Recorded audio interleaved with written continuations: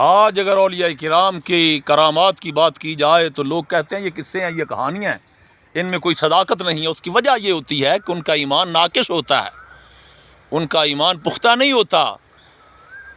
یہ تو سب کچھ تب سمجھ میں آئے گا جب رسول اللہ صلی اللہ علیہ وسلم کی محبت دل میں آ جائے گی، اور حضور کے پاس جو کچھ ہے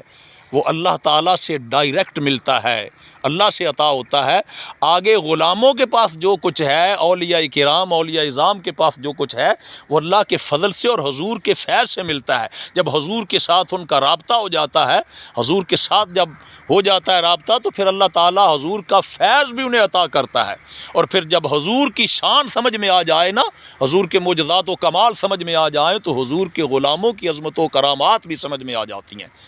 عقل تو نہیں نا یہ اس بات کو قبول کرتی کہ انگلی کا اشارہ ہو تو چاند کے 2 ٹکڑے ہو جائیں، انگلی کا اشارہ ہو حضور دعا فرما دے تو سورج لوٹ آئے، انگلی کا اشارہ ہو تو درخت چلے آئیں، پتھر کلمے پڑھیں۔ یہ عقل تو نہیں مانتی، لیکن ماننا پڑے گا۔ صحیح احادیث مبارکہ میں جب یہ مان لیا تو پھر یہ بھی مان لیا جائے گا کہ حضور کے فیض سے آگے حضور کے غلاموں سے بھی ایسے جو اعمال ہیں وہ سرزد ہوتے ہیں، وہ ان کی کرامات پہ بھی عمل کرنا پڑتا ہے۔ لیکن شرط یہ ہے کہ حضور کی جب محبت آ جائے تو پھر حضور داتا گنج بخش علی حجویری لاہور میں کھڑے ہو کے خانہ کعبہ کی بھی زیارت کرا دیتے ہیں۔ اللہ تعالیٰ ان لوگوں کے آگے سے حجابات اٹھا لیتا ہے جن کے دل میں عشق مصطفیٰ کا نور آ جائے، کیونکہ علامہ نے کیا خوب کہا،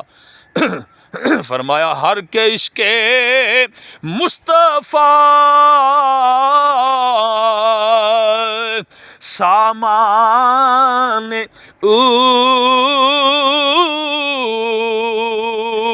بحر و بر در گوشائے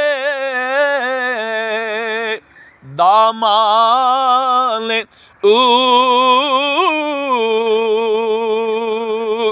فرمایا جس کا سامان عشق مصطفیٰ ہو گیا، جس نے عشق مصطفیٰ کو اپنے دل میں جاگزی کر لیا، فرمایا پھر ساری کائنات جو ہے، بحر و بر جو ہیں، اس کے گوشہ دامن میں آ جائیں گے۔ اللہ تعالیٰ پھر اسے سب کچھ عطا کر دے گا، سب کچھ اس کے پاس ہوگا۔ پھر نظر اٹھائے گا تو نظریں عرش تک جائیں گی، پھر نظر اٹھائے گا تو لاہور میں بیٹھا ہوا خانہ کعبہ کی زیارت کر بھی لے گا، کرا بھی دے گا۔